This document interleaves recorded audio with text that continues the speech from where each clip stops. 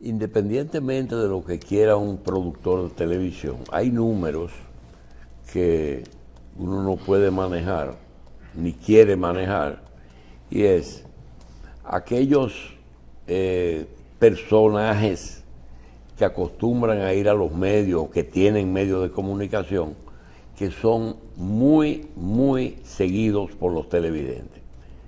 Hemos hecho, no un trabajo de investigación, pero algunos sondeos, y tenemos que hay unos personajes como Guido Gómez, como Ramón Albuquerque, como Iván Gatón, como el doctor Tomás Castro, en fin, personas que gozan, no es que comparten sus ideas, pero lo siguen, lo escuchan.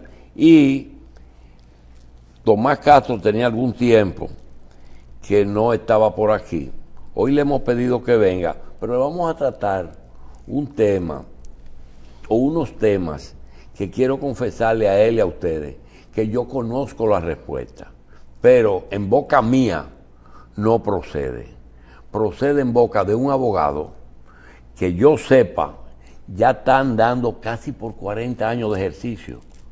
Porque si Tomás Castro era abogado cuando Flores Estrella era ministro de la presidencia, quiere decir que ya Tomás anda con mucho más de 35 años de ejercicio como abogado.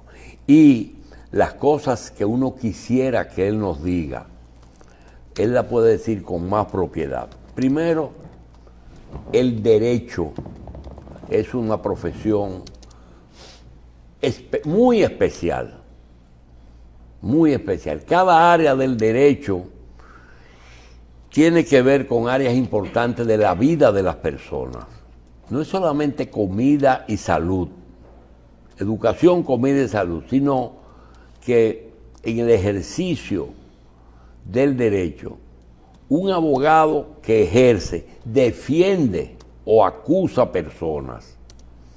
Un abogado que sea ministerio público acusa personas y defiende la sociedad. Y un juez, pues, en sus manos están las cosas más preciadas, la libertad, la familia y su patrimonio. Es decir, que el derecho, y más en Santo Domingo, en que tenemos muchos abogados en posiciones importantes.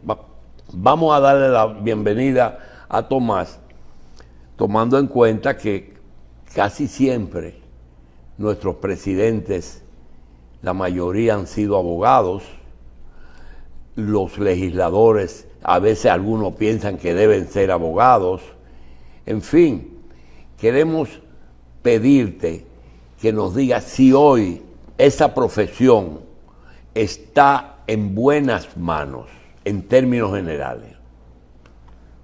Lamentablemente, Julito, debo decirte que no. Que por cierto, debo decirte que ahora en el mes de mayo de este año, va a cumplir 30 años la primera vez que yo vine a la revista. ¿A la revista? Sí. Estaba en Color Visión en ese entonces. Pues no está en buenas manos. Normalmente en la prensa salen noticias de algunos abogados involucrados en actos delictivos y también aparecen noticias de abogados que han sido asesinados fruto de un ejercicio profesional.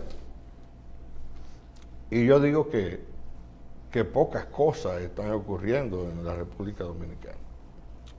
No hay una independencia ni del Ministerio Público ni de los jueces.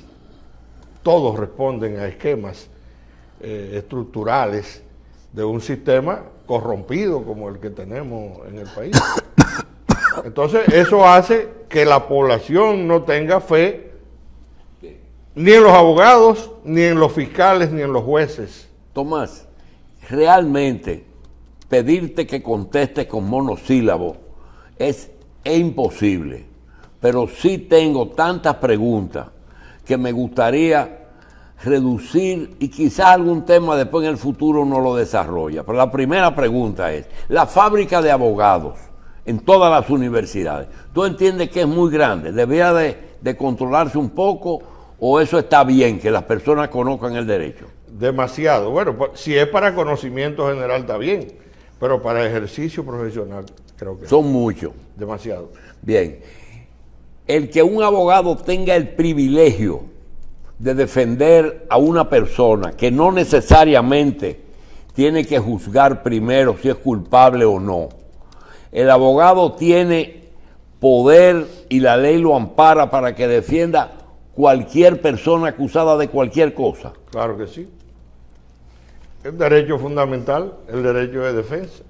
Y hay una presunción de inocencia de todo. Y cuando no existe, el Estado tiene que ponérselo. Tiene que ponerle, porque existe la Defensoría Pública, que son abogados que paga el Estado para que asistan a quienes no tienen para pagar. Tiene que decir un abogado o imputado el origen del dinero con que paga los honorarios. Es decir, una persona que ha sido confiscada y que están persiguiendo todos sus bienes, contrata una firma de abogados que sabe que esa firma cobra y cobra mucho. Tienen que decirle al Ministerio Público el origen de esos honorarios. No necesariamente, porque recuérdate el proceso por el cual Sócrates fue juzgado en Atenas y la multa que le pusieron querían pagarle a unos amigos. Aquí, ¿tú crees que la gente que son sometidos a la justicia normalmente pagan los abogados ellos o su familia? No. ¿Y quién lo paga? Siempre aparece alguien relacionado que es... O el jefe de la banda. O es cómplice o es socio del que ha sido... Pero no hay que decir el origen de los honorarios. No necesariamente. Bien, ni siquiera impuestos internos. Bueno, hay países donde, por ejemplo en los Estados Unidos, los abogados están obligados a revelar la fuente de donde provienen los fondos por los que le pagan. Tu experiencia, aquí hay abogados muy serios, hay oficinas muy serias, hay abogados que tienen la tendencia de extender, alargar procesos para cobrar más tiempo honorarios. No creo, porque los abogados hacemos contratos de cuota litis. Y sea largo el proceso o corto, en definitiva, los honorarios... Pero no siempre hay cuota litis. Bueno, si hacen un contrato de cuota litis cobrando por audiencia, entonces es posible que se dé esa situación. ¿Qué es cuota litis y cuándo se lleva a cabo la cuota litis? Cuando la persona no tiene el dinero, pero está discutiendo un activo. Y entonces le dice al abogado, si tenemos éxito, el tú 30% cobras. Mientras tanto, ¿quién paga los gastos? No, lo asume el abogado. El abogado paga todo. Por eso el Código Civil establece, artículo 130, que el abogado al final de sus conclusiones dice, y que le den al abogado, le paguen al abogado las costas legales, las cuales él ha avanzado en su mayor parte o en su totalidad. En el caso de que un abogado inicie un proceso y en medio del proceso lo desapodere el imputado y cambie de abogado y tiene cuota litis firmada, ¿cuál es la situación? Normalmente el cuota litis establece que en caso de que el cliente quiera desapoderar al abogado, deberá liquidarle los gastos que haya incurrido. Solamente los gastos. Hasta ese momento. O también se puede establecer un monto. ¿Cuál es el porcentaje normal de una cuota litis? Lo normal. Se puede llegar a un acuerdo entre cliente y imputado, pero ¿cuál es el porcentaje que la ley dice? Bueno, la ley habla un 30%. Un 30%. No más de ahí. Bien. Si entre ellos llegan a un acuerdo de más, bueno, pues ya eso es otra cosa. Pero siempre existe un riesgo. Yo recuerdo un cliente que fue a mi oficina que me ofrecía el 50% de los beneficios si yo resolvía el tema. Y yo le dije que no, que el 30. Y como lo resolví rápido, entonces me dijo que entendía que el 30 era mucho. Sí. ¿Cómo? Eso depende entonces de... Y en el caso de un desapoderamiento, y el abogado dice, mira, aquí están los gastos, dice, no, es que yo he avanzado mucho, a mí hay que pagarme. ¿Hay algún árbitro que sirve en esos casos? Bueno, sí, tú puedes llevar el tema a los tribunales, a liquidar por secretaría las costas legales. Los tribunales tienen la obligación de liquidar. Tú dices, mire, este señor, yo le tengo 3 años trabajando. ¿Eso es en tribunales? ¿Eh? ¿En tribunales? Sí. ¿Que se discute? Sí, claro. Liquidar por secretaría del tribunal que ha llevado todo el caso. El abogado lleva todos sus documentos. Mire, yo tengo 70 notificaciones, 40 audiencias. Y la ley de los honorarios de los abogados, todo eso tiene un precio. Entonces van poniéndole precio a todas esas actividades, todos esos actos que se han realizado, y el tribunal finalmente dice, tiene que pagarle tanto al abogado. Doctor, el actual Ministerio Público, que está desempeñado por personas idóneas, inclusive amigas que tú tienes, yo tengo pruebas fehacientes de que Jenny Berenice es amiga de Tomás Castro. Y yo quería que tú nos cuentes, ¿tú crees en la independencia de ese Ministerio Público? No, mira, no creo ni la independencia de este Ministerio Público, ni creo en la independencia de nadie. Porque todos tenemos, de alguna manera, algo que nos motiva y nos ata a determinadas... El hecho de que un presidente, de que un poder ejecutivo, un poder legislativo y un poder judicial, los 3 poderes, estén en el Consejo de la Magistratura, le da independencia a los jueces, o los jueces tienen que no ser agradecidos. Es que el sistema está malo desde sus inicios. Tienen vicios de origen. De origen. Aquí, yo le lo dije una vez a Subero, te lo dije.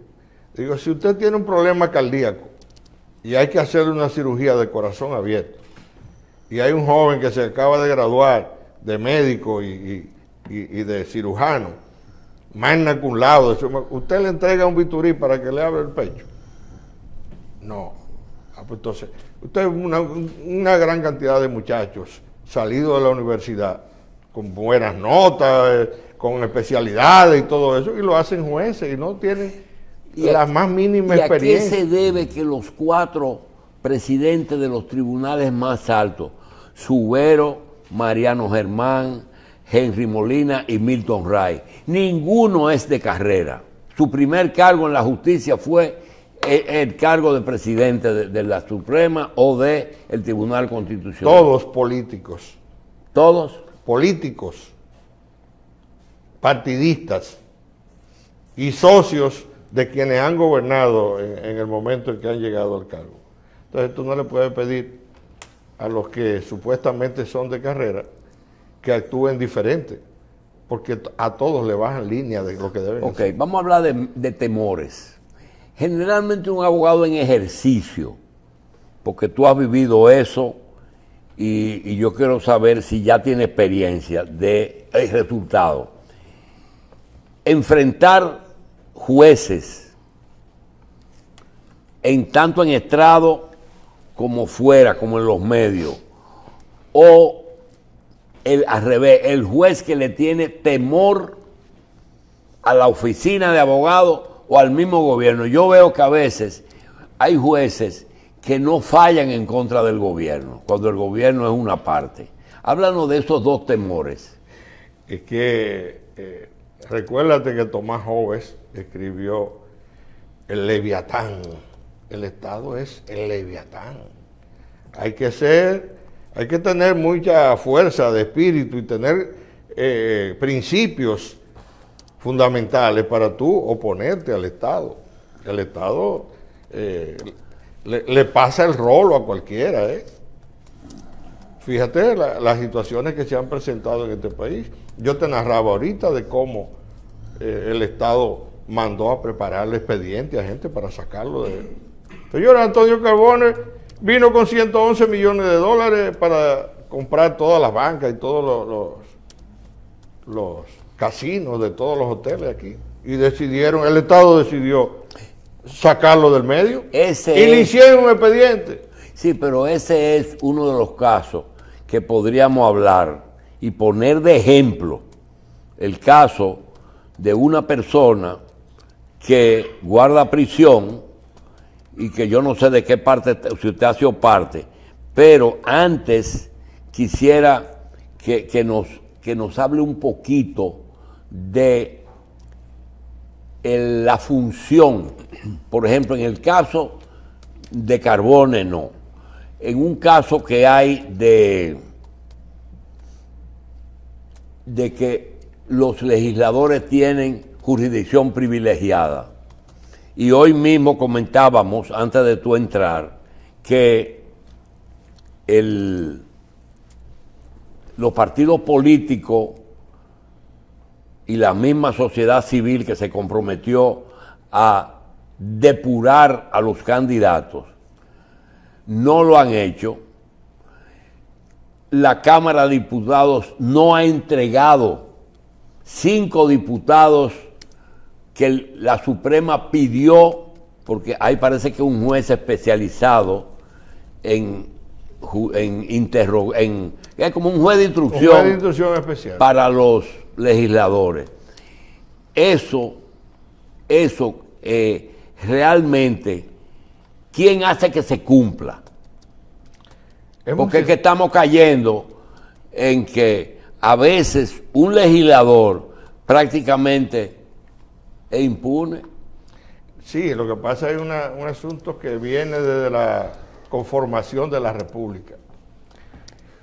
Si cada vez que le ponen una querella o le abren un proceso a un legislador, cesa en sus funciones y va y se pone a la orden de un juez de la instrucción, en un momento dado el Estado, fruto de que hay varios legisladores que son contrarios a la línea que tiene el gobierno de turno, le pone acusaciones, lo saca del medio, entonces no es tan sencillo. Para que puedan juzgar a un diputado o cohibirle su libertad, tienen que solicitarle a la Cámara que la Cámara autorice que eso pueda ser así. Si la Cámara no lo autoriza, recuérdate, bueno, tú hablabas ahorita, cuando Rafael Flores Estrella fue detenido, hasta los diputados reformistas aprobaron una resolución ordenándole al presidente de la Cámara.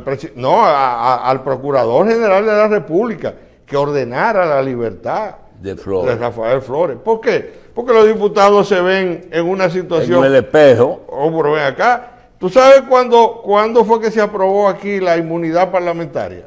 Cuando Santana hizo aprobar el famoso artículo 210. Entonces Tomás Bobadilla dice, no, pero espérate, porque este hombre es capaz de mandar a fusilar a uno hasta por la opinión que uno tenga aquí. Y la utilización, mencionaste a los Carbones, y fuera de que se puede lograr un apoyo para un caso específico, armando, pagando y comprando funcionarios, pero no hablo de eso.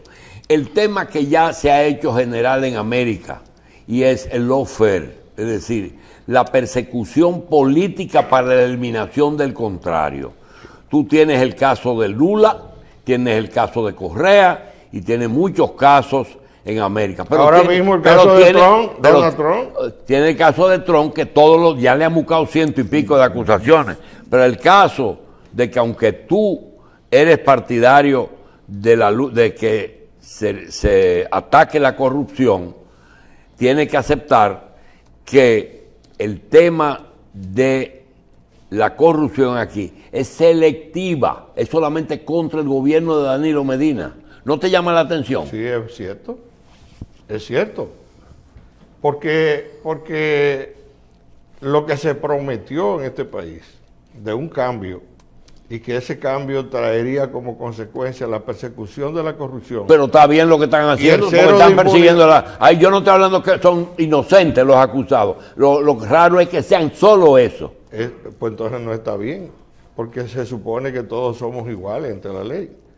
Entonces, está bien, ocurrió lo de Punta Catalina, ocurrió lo de Odebrecht, pero ¿y lo de Barricol? ¿Y lo de los Tucanos? Señores, nada más te voy a poner un ejemplo. Tú sabes, tú conoces una de las presas más grandes que se han construido en el mundo. Las Tres Gargantas, se llama. En China. Las Tres Gargantas, que produce 2.500 kilovatios de energía de la hidroeléctrica que tiene las Tres Gargantas. ¿Tú sabes cuántos años se tomó China en hacer esa hidroeléctrica? 14 años. La presa Monte Grande tiene 14 años. 15. Pero no está terminada. Es una ponchera llena de agua. ¿Sabes lo que es una ponchera llena de agua? Eso es la presa Monte Grande. ¿Dónde están las hidroeléctricas que están contempladas en el contrato original de eso? No existen. Las interconexiones con las redes eléctricas nacionales, ¿dónde están? No existen. Son 3 fases que tiene el contrato. Y se han quedado en el primero y en el segundo y en el tercero. Aunque tú criticaste la gestión de Jean Alain, el hecho de que él haya ido a Brasil, le hayan entregado las pruebas contra más de 24 funcionarios, comenzando por los 3 presidentes, basaron la acusación en lo que él trajo de Brasil. En Brasil han levantado y han declarado inocente, hasta eligieron presidente al más corrupto de los brasileños y lo limpiaron. Y se descubrió que no era corrupto. Ahora, el proceso dominicano que está basado en aquella debería sobreseerse. Si está basado en aquello. No, porque incluso se hizo un acuerdo con Odebrecht, que Odebrecht no ha cumplido. Le entregaron 30 millones de dólares a Jean Alain y no se sabe qué hizo Jean Alain con eso. Las cárceles. Pero hay 8.000 millones de pesos tirados al abandono ahí. Y entonces, mira, en este país no se sabe todavía a ciencia cierta, porque las autoridades no le ha interesado decir las barbaridades que se cometieron en el ejercicio de la Procuraduría de Jean Alain. Señores, esa gente hacían una nómina y después que pagaban esa nómina la metían en transparencia y le quitaban la mitad de los empleados. Y todas las tarjetas de cobro de toda esa gente lo cogían esa gente ahí. Se repartían más de la mitad del dinero del pago de los empleados de la Procuraduría. ¿Y cuál es tu opinión sobre delaciones premiadas? Que ahí hay parte de ello, es decir, de coger un funcionario y decir, te voy a tratar bien si dices esto o aquello. ¿Cuál es tu opinión como abogado? Bueno, es parte de la norma procesal penal. Si la persona... ¿Tú eres partidario de la delación premiada? Sí, claro que sí. Claro que sí. Lógicamente, esa delación tiene que tener fundamento. Porque tú no puedes... Y hay que decir en qué base estuvo negociada esa delación. El ministerio debe dar informe, por ejemplo, alguien que fue y dijo, Mimilo Jiménez, sí, que dijo hasta lo que no le preguntaron. Entonces, y devolvió 1.500 millones de pesos. Y dijo que le llegó una carretilla 2.700 al candidato del PLD. Sí. Y lo dice y se quedó así. Y está suelto y no tiene ningún impedimento. No hay que explicarle al país bajo qué predicamento él negoció. Yo creo que sí. Hay que decirlo. Claro que sí. Y eso no es secreto. No debe ser secreto porque el Estado, los ciudadanos tienen derecho a saber. Y si tú fueras abogado contrario, tú pidieras las pruebas. Claro que sí. Es que es una obligación decirle, porque sobre todo las delaciones premiadas se hacen bajo acuerdo que tiene que ser homologado por un juez. Y esa comisión ad hoc que se produjo para vigilar esas negociaciones, hay 3 abogados que se nombraron en el Poder Ejecutivo para asistir las discusiones con las delaciones premiarias por parte de los procuradores. Aquí no se escogen a gente que puedan transparentar los acuerdos. Aquí se cogen gente que son o socios o cómplices de todas las personas involucradas en esos hechos. Por eso terminan los procesos y la gente queda sin saber cuáles fueron las condiciones mediante las cuales se llegó a ello. Las tres supremas que hemos tenido después de la reforma de la justicia, personalmente sé que has tenido diferencia, pero en términos generales, si se le puede poner una nota, pasaron de curso. Se quemaron todas. Las tres. Sí. Tú no estás siendo muy radical. No, nada más hay que ir a los resultados.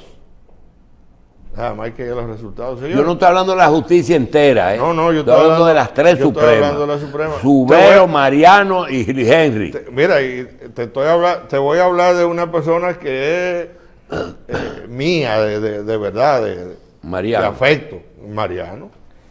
Mariano se cuenta que en un pasillo de la Suprema le dijo a Moscoso Segarra que era lo que tanto vuelta le daba al asunto de Félix Bautista, si él sabía de antemano cuál era la decisión que tenía que dar. Así, tan sencillo como eso. Se fue de parte de Félix. Pero ven acá, una línea partidaria. ¿Y tú crees que eso...? Entonces la posición de Domínguez Brito fue correcta frente a Félix Bautista. La posición de ese momento, no la actuación de por vida. Fue una buena actuación. La de Procuraduría de ese momento. Fue una buena actuación, porque fue un guión para aparentar que se estaba en una posición cuando en realidad se sabía de antemano cuál era la... Mira, cuando se nombran funcionarios, no se buscan el calendario de lo que son santos, sino son seres humanos. El saldo de este gobierno frente a la corrupción fue positivo. Es decir, hay menos que antes. No ha sido positivo. ¿Cómo que no? No. Dime cuántos corruptos están presos, de los gobiernos pasados y de este. Dime cuántos de ellos le han incautado sus bienes. Y dime cuáles tienen ya una sentencia definitiva que están presos. Están todos en su casa, haciendo parrillada en el área de la piscina, bebiendo buenos vinos, con el dinero que se robaron. Sí, pero yo quiero entonces irme para atrás. Tomás Castro, la íntima convicción frente a la prueba, ¿cambió los tribunales dominicanos? No. Antes era la íntima convicción, lo que el juez, y ahora es la prueba. La prueba. La prueba no es que hace que se alargue tanto las cosas. No, hombre, es parte de un esquema para entretener a la gente, Julito. ¿Tú sabes por qué Nayib Bukele acaba de sacar más del 85% de los votos? Eso es el premio que el pueblo le da. Porque ha invadido áreas judiciales. Porque el pueblo le da premios a quien hace su tarea. Tan sencillo como eso. No es un asunto de un discurso, es un asunto de una práctica, de un resultado, de unos actos que sean realmente objetivos y prácticos. Que contra la corrupción, pero este gobierno no ha apañado funcionarios de ellos. No ha apañado. Aquí han pasado algunas cosas que no han sido aclaradas. Aquí han pasado algunas cosas que no han sido aclaradas.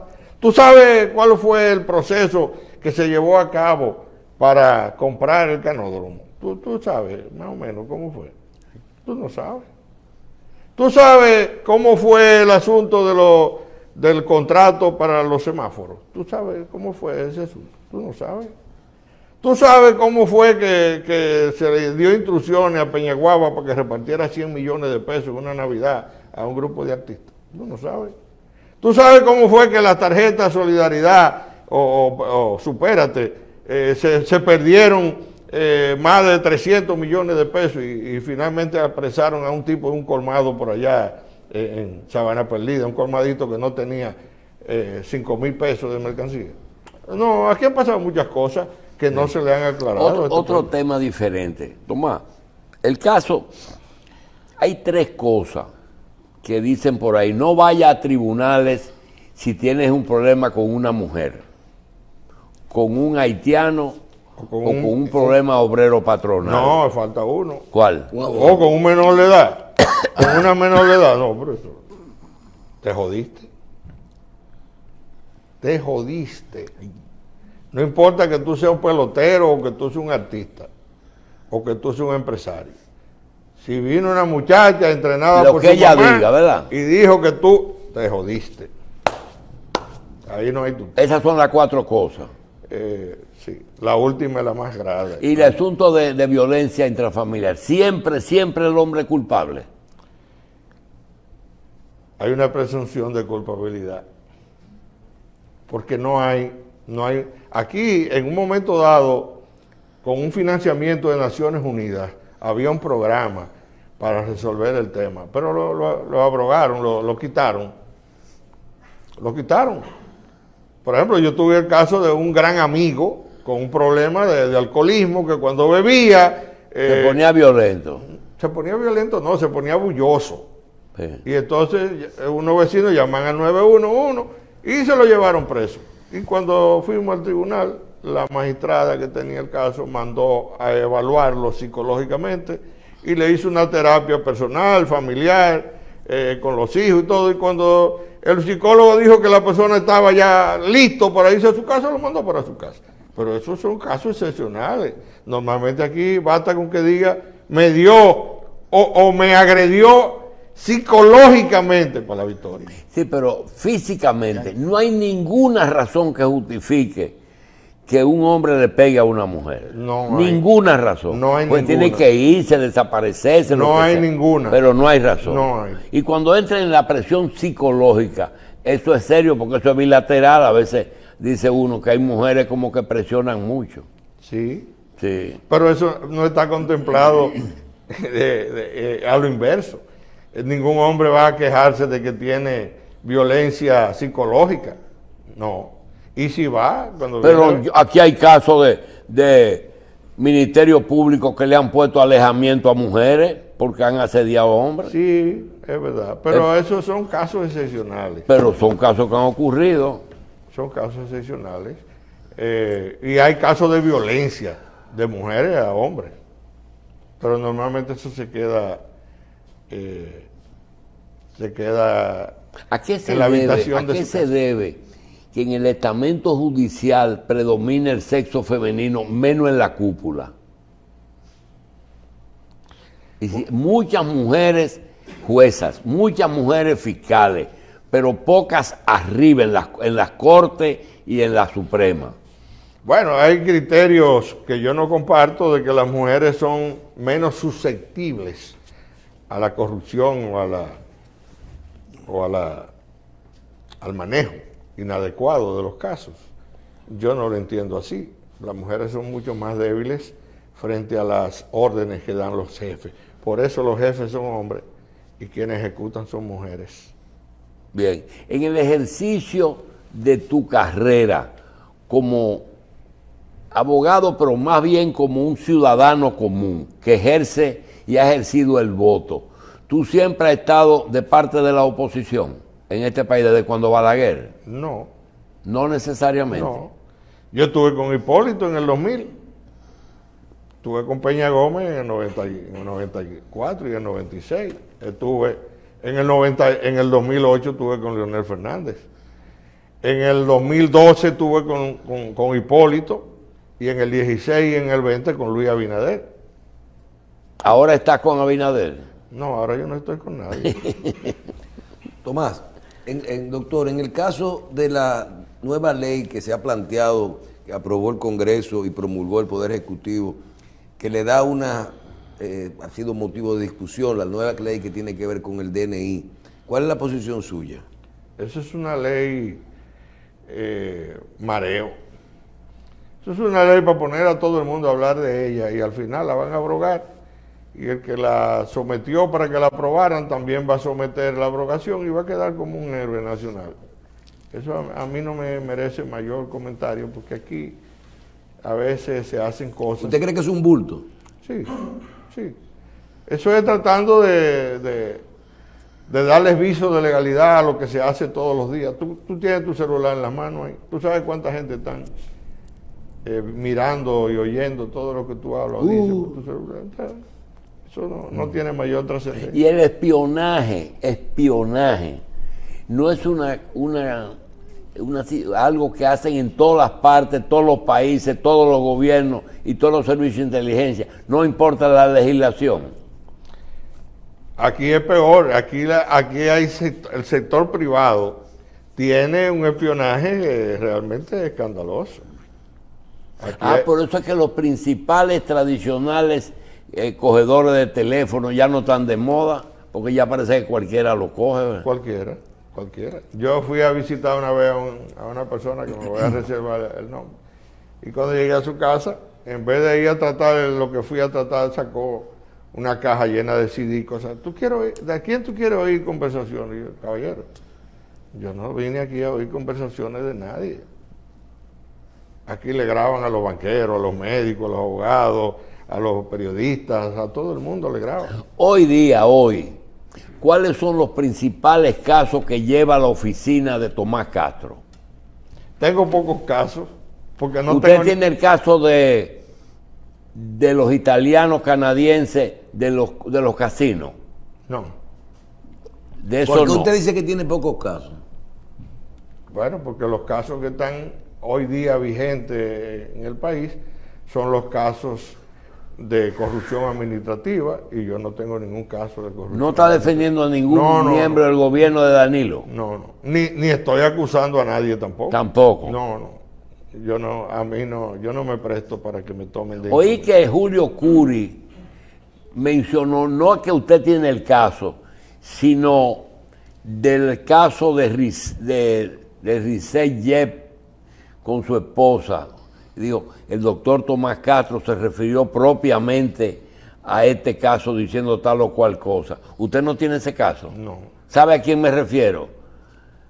El caso de Mejía y Alcalá, que el doctor Jotin Curi era abogado. No tengo ningún vínculo con ningún caso de esos.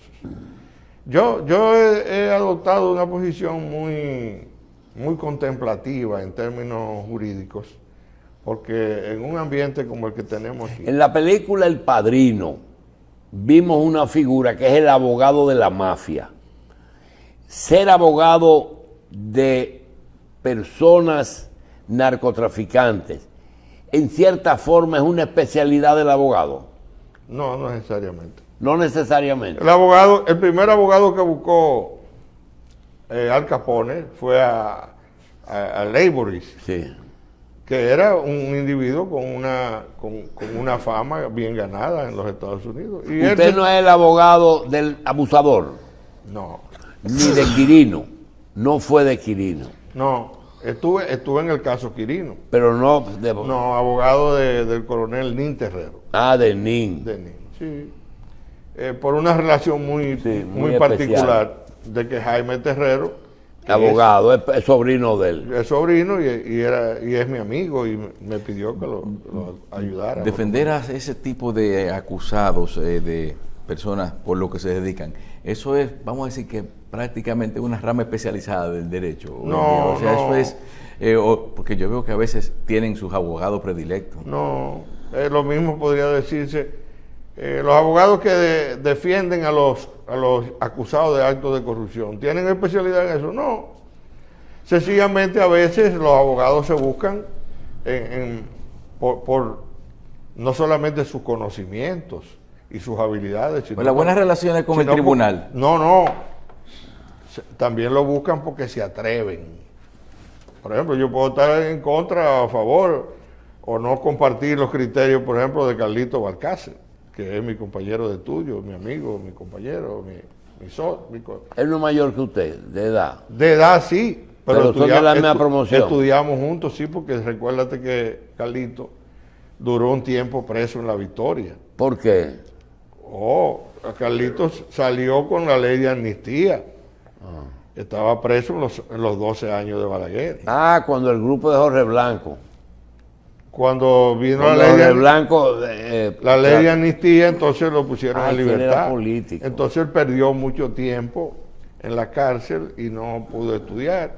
Cuando salió, se metió a estudiar y fue mi compañero de estudio. Pero Carlito es un individuo que tiene gran capacidad Las grandes oficinas de abogados de aquí, sobre todo las que manejan temas económicos, ¿influyen en el nombramiento de jueces? Siempre ha sido así. Siempre. Siempre ha sido así. Aquí llegó una época en que las sentencias las escribían en oficinas de abogados. Odio. Buscaban incluso la tipografía de las letras y decían, pero esa es la maquinita de fulano. Recuérdate. Hasta eso. Y además por los conceptos, la forma de escribir. Decían, se sabía el origen del esa texto. sentencia fue escrita en la oficina. En el caso de Jorge Blanco, ¿cuál fue tu posición? Con Salvador Blanco. Sí, las acusaciones que se le hizo por primera vez a un presidente de la República que cayó preso. Eso fue una barbaridad. Fue una barbaridad. No, pero claro, ¿cuál era la acusación que le hicieron? Es el primer caso de lawfare, de eliminar un candidato. ¿Cuáles fueron las acusaciones de Salvador Blanco? Que compraron piña a 6 pesos Sí. y Toyota a peso ¿Cuál y fue medio. tu posición con el caso de Baninter y los bancos quebrados? Que había una responsabilidad estatal de los organismos que debieron vigilar. De ocultar. Claro, y entonces también ahí hubo otro tipo de persecución política que está establecido en un libro que estoy escribiendo, cuando se le ocurrió a Ramoncito traer a Bill Clinton a Casa de Campo y tirar un discurso proponiéndole un plan de desarrollo nacional de 10 Un años. programa de Un gobierno. programa de gobierno. Y ahí mismo Ahí hicieron así los políticos que estaban en turno y dijeron, no, para este tipo... ¿Por qué apoyaste al presidente Abinader durante 4 años y después le retiraste tu apoyo? Durante 8. Durante 8 lo apoyé. ¿Pero por qué le retiraste el apoyo? No, es que yo no le he retirado. ¿Cuál es tu queja de este gobierno, hombre? A este gobierno, Sí. que no ha cumplido lo que se comprometió en la campaña electoral. No ha cumplido. Luis se asoció, ha negociado con los corruptos, con los ladrones. Finalmente, el tema de los intereses en ti, tú lo pasas por alto y te olvidas que el país está lleno de intereses que cambian todo. Por ejemplo, aportar dinero para campañas políticas hoy día es vital. ¿Tú no le das importancia? Hay que tomarlo en cuenta. Pero tú no puedes... Todo lo que da la Junta no es suficiente. Sí, pero tú no puedes hipotecar tu voluntad. Usted me da, pero yo no tengo por qué hacer posteriormente lo que usted quiera que yo haga. Por eso es que, volvamos a El Salvador, por eso es que Nayib Bukele se ha gastado 8,000 millones de pesos en publicidad. No, la publicidad la hemos hecho todos de manera... ¿Qué cambio tú esperabas entonces de este gobierno? O sea, el cambio va. Presos los ladrones, incautados los dineros robados. Todo, ¿verdad? Sí, claro. Y con eso era suficiente. No tenía que hacer campaña Luis Abinader para que lo religiéramos otra vez. Porque ese fue el planteamiento fundamental de su campaña electoral. ¿Cómo tú ves, ya como político, que esto está lleno de los hijos de todo el mundo, pero los jefes son los 4 expresidentes? Sí. ¿Cómo tú ves eso? Es decir, está muy bien, los muchachos también, pero arriba siguen mandando los que deben de estar retirados. Sí, esa es una de mis grandes quejas. Que aquí la alcaldesa es hija de Hipólito. Candidato a senador es hijo de Leonel. El candidato a diputado es sobrino de qué sé yo quién. Entonces, no podemos seguir en eso porque estaríamos hipotecando la historia de este país en manos de gente que no tiene, ni tiene ni debería tener historia. Señores, en el Congreso Nacional le hicieron un video al hijo de Leonel Fernández, porque así que hay que decir, al hijo de Leonel Fernández. Y estaba jugando Nintendo con el celular en la Cámara de Diputados. Mientras se discutían cosas importantes, él estaba jugando un videojuego en el celular. Y si tú preguntas cuáles son los proyectos que han sometido en el Congreso Nacional, tú te caes para atrás. El hijo de Orlandito sometió un proyecto de ley para quitarle el nombre de Eugenio María de Hostos al parque y ponerle ya veneno. Prepárate algo que el doctor Tomás Castro sugeriría para hacer, cuando se pueda, una reforma constitucional. Porque las reformas constitucionales no es como en Estados Unidos, que lo que hacen es algún tipo de inclusión de Sí, Enmienda. enmiendas.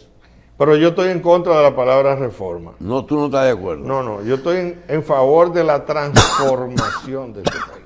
Ay, No la reforma, porque reformar algo es coger lo mismo que está sí, pero el y problema ponerle es una flor y ponerle... que el derecho, el ejercicio, tú no lo puedes sustentar en una revolución y tú estás planteando una revolución. No necesariamente. O una transformación de Oh, todo. y El Salvador se ha transformado. El Salvador se ha transformado. Y ahí no se ha tirado Y un tiro. Milei se transformó también en Argentina. Milei en Argentina. No, Milei lo que va a terminar de mala manera. Sí. De mala manera. Oye, que te lo estoy diciendo hoy. Y los argentinos se van a arrepentir de estar eligiendo un loco cualquiera. Que de repente, lógicamente, eso tiene un porqué. La gente se hartó de los políticos tradicionales, que lo único que van a los gobiernos es a robar. Tan sencillo como eso. Y la gente se harta y entonces le echa mano a cualquier cosa. Ese es el problema que nosotros tenemos por delante aquí en este país. Tomás, gracias. Tomás Siempre, Castro, hermano. abogado. Tú no eres más nada, abogado, ¿verdad? Abogado y político.